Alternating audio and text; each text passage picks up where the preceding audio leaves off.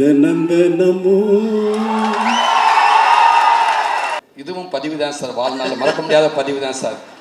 என்ன கைதிட்ட காணோம்?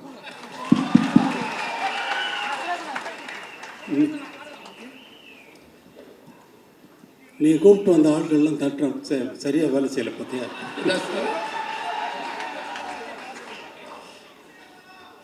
சார் எல்லாமே அன்பு தம்பிகள் தான் சார், அன்னைகள் தான் சார். அப்போ உன் பேரை சொன்னோன்னே ஏன் கைதட்டில் விசில் அடிக்கல? இல்லைங்க சார், அது நீங்கள் பேசுகிறப்போ குறுக்கிடக்கூடாதுன்றதுக்காக அமைதியாக இருக்காங்க சார். இப்போ எத்தனை படத்தில் நடிக்கிறீங்க? எத்தனை படத்தில் கதாநாயகன் நடிக்கிறீங்க சார்? இப்போ 3 படத்தில் நடித்து முடிச்சிருக்கீங்க சார். எத்தனை படத்தில் கதாநாயகனாக நடிச்சுக்கிட்டு இருக்கீங்கன்னு கேட்குறேன்.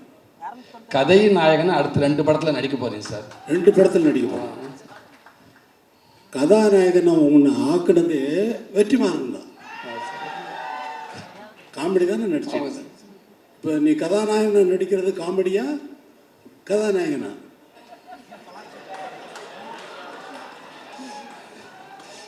சும்மா சார் இதுவும் பதிவு தான் சார், வாழ்நாள் மறக்க முடியாத பதிவு தான் சார். இப்போ எல்லா படத்தினுடைய ஆடியோ ரிலீஸ் மாதிரி இந்த படத்தினுடைய நடக்கலை. சும்மா பேரை சொன்ன உடனே நிறைய கை தட்டுவாங்கன்னு நான் முதல்ல நான் வந்த உடனே எனக்கு கை தட்டுவாங்கன்னு பார்த்தேன் பட்னில். சரி சூரி பேரை சொல்லிடலாம், அதனால் கை தட்டுவாங்களான்னு நினச்சி சொன்னேன். கை தட்டலை, அதனால தான் ஒன்று கூப்பிட்டு. அது நீங்கள் இருக்கேன்றாங்க சார். சார் எனக்கு எவ்வளோ எங்கேருந்து எனக்கு உங்கள்கிட்ட ஒர்க் பண்ணுறப்ப இவ்வளோ ஒரு பாக்கியம் கிடச்சி இவ்வளோ பரவாயில்ல சந்தோஷமாக இருக்கணும். என் இடத்துல அத்தனை பேர் இருக்காங்க, அதனால் அவங்களுக்கு அதே சந்தோஷம் தான் சார். உங்ககிட்ட நான் ஒர்க் பண்ணுறதில்ல. ரொம்ப நன்றி சார். நன்றி. Thank you sir. இப்போ எல்லா படத்தினுடைய ஆடியோ ரிலீஸ் ஃபங்க்ஷன் மாதிரி இங்கே நடக்கலை. வெற்றிமாறன் விடுதலை பற்றி நல்லா எப்படிலாம் என்ன பண்ணிகிட்டு இருக்காரு, எவ்வளோ கஷ்டப்பட்டு ஒர்க் பண்ணுறாரு அப்படிங்கிறது எனக்கு ரொம்ப நல்லா தெரியும். எவ்வளவு டைம் எடுத்தாலும் இது ஒரு கற்பனையை உருவாக்குறதுங்கிறது. இப்போ நான் ஒரு பாட்டு போடுறேன்னா அந்த பாட்டு அதுக்கு முன்னாடி அங்கே இல்லை. இப்போ ஜனனின்னு ஒரு பாட்டு போடுறேன்னா அந்த பாட்டு அதுக்கு முன்னாடி அங்கே இருந்ததா? எப்படி வந்தது? அதே போல தான் ஒரு படம் உருவாகிறதும். வரேன் இங்கே வா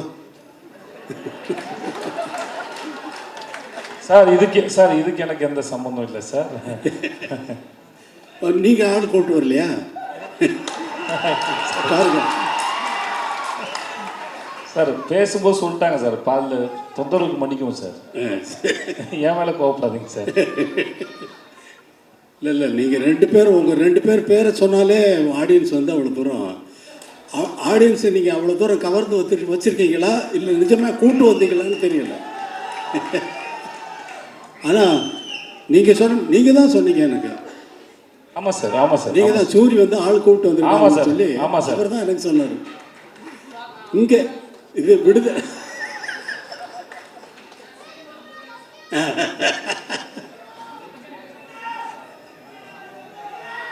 ரொம்ப சொன்னேன். தினம் தினமும்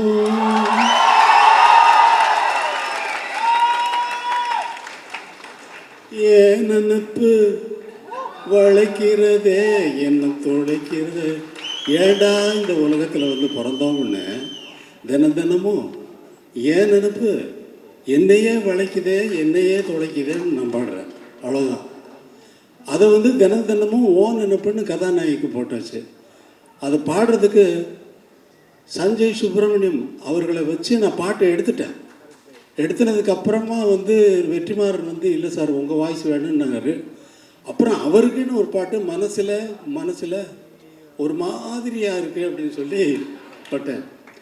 மனசில் ஒரு மாதிரியாக இருக்கு. அமைதியாக கேளுங்க. மனசில் ஒரு மாதிரியாயிருக்கு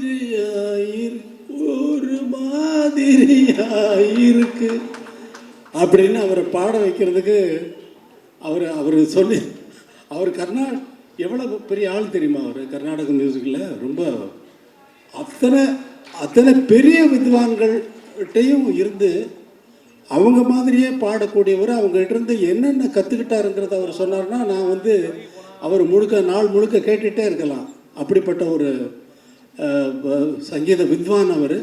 அவரை கூப்பிட்டு சினிமாவில் பாட வச்சுட்டேன். இங்கே கூப்பிட்டு இழுத்து பிடிச்சி இங்கே வாங்க, இங்கே வந்து பாடுங்கன்னு சொல்லி.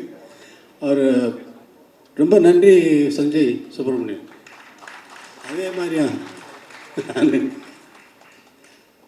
வேறு என்ன பேசுகிறதுன்னு தெரியல.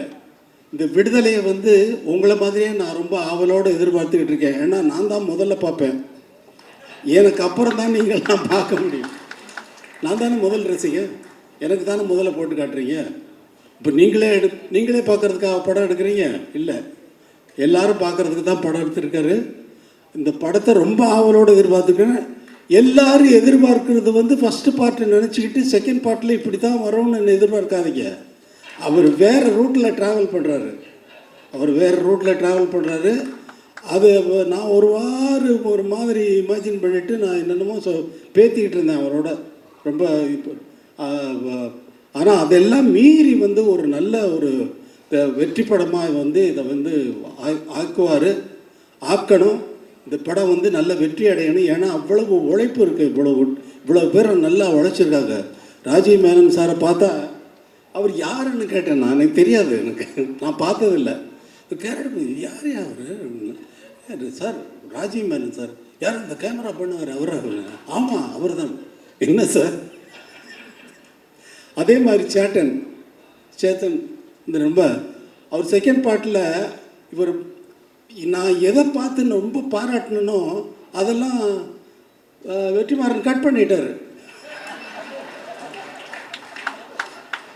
அவரை கூப்பிட்டு ஸ்டுடியோவில் வச்சுட்டு அவங்க ஃபேமிலி எல்லாமே வந்து அவரை ரொம்ப பாராட்டினேன். அவ்வளோ தூரம் ரொம்ப நல்லா நடிச்சிருக்கீங்க அப்படின்னு சொல்லி பாராட்டினா சார் எனக்கு இது லைஃப்பில் இது ரொம்ப பெரிய விஷயம் சார் அப்படின்னாரு. ஆனால் அதெல்லாம் நான் வந்து எதிர்பார்த்து அதெல்லாம் கட் பண்ணிட்டார் வெற்றிமாறன். ஆனால் அவர் தானே டைரக்டர், அவர் டிசைட் பண்ணுறாரு. அவர் டிசைட் பண்ணுறது தான் நம்ம படமாக பார்க்குறோம். இந்த ஒரு படத்தை உருவாக்குறது ஒரு ரொம்ப கஷ்டமான விஷயம். ஒரு டியூனை உருவாக்குறது அதே போல். டியூன் வந்து எனக்கு வந்து எப்பொழுதுமே என்ன இருக்கும்னா, ஒரு டைரக்டர் ஒரு படம் ஒர்க் பண்ணுறேன்னா மைண்டு உள்ளே வந்து ஒரு சுச்சுவேஷன் சொன்னாங்கன்னா உள்ளே வந்து பிளாங்க் ஆகிடும், எம்டியாக இருக்கும், ஒரு கற்பனையும் இருக்காது. ஆரம்பித்தாச்சுன்னா அது பாட்டுக்கு வந்துக்கிட்டே இருக்கும். ஒரு டைரக்டர் வந்து ஒரு படம் நான் தெலுங்கில் ஒர்க் பண்ணுறேன். அந்த படத்துக்கு அந்த கதை சொன்ன உடனே இந்த படத்துக்கு சார் நான் ஒரு ஆகாயத்தில் ஒரு புள்ளி வைக்கணும் அப்படின்னு என்னுடைய எண்ணம். அதாவது இசையில் ஆகாயத்தில் எப்படி புள்ளி வைப்பீங்க? அதே மாதிரி இந்த படத்தினுடைய இசை வந்து ஆகாயத்தில் புள்ளி வச்ச மாதிரி இருக்கணும்னு நினச்சிக்கிட்டு போகிறேன் கம்போசிங்க்கு.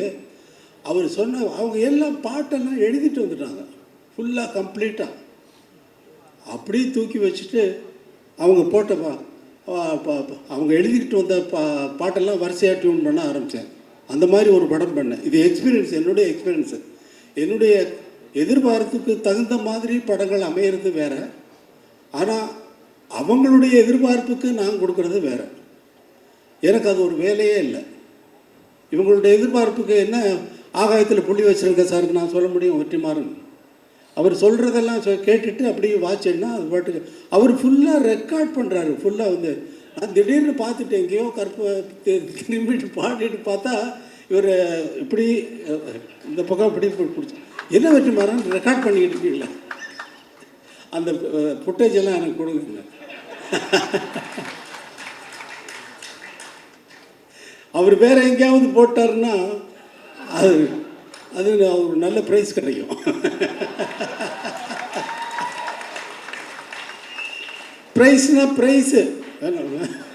ப்ரைஸு ரொம்ப சந்தோஷம். இவ்வளவு நேரம் நான் வந்து ஒரு கேசட் ரிலீஸ் ஃபங்க்ஷனில் வந்து நான் இருந்ததில்லை. எந்த ஃபங்க்ஷனுக்கும் நான் போகிறவன் இல்லை. முதல் முறையாக எல்லாரும் பேசுகிறதையும் அவர் கேட்டார் வெற்றிமாறன் சார் நீங்கள் முதலே பேசிட்டு நீங்கள் போயிடுங்க அப்படின்னாரு.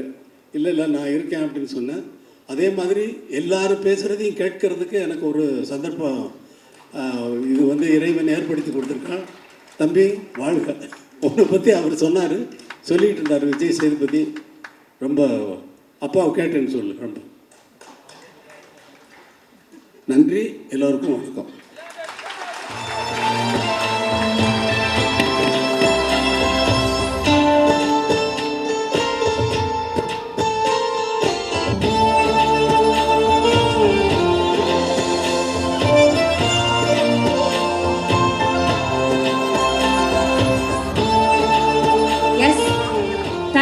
Thank you so much. எல்லாரும் நீங்கள் இருக்கையில் உட்காரணும் அப்படின்னு நாங்கள் ஆசைப்படுறோம்.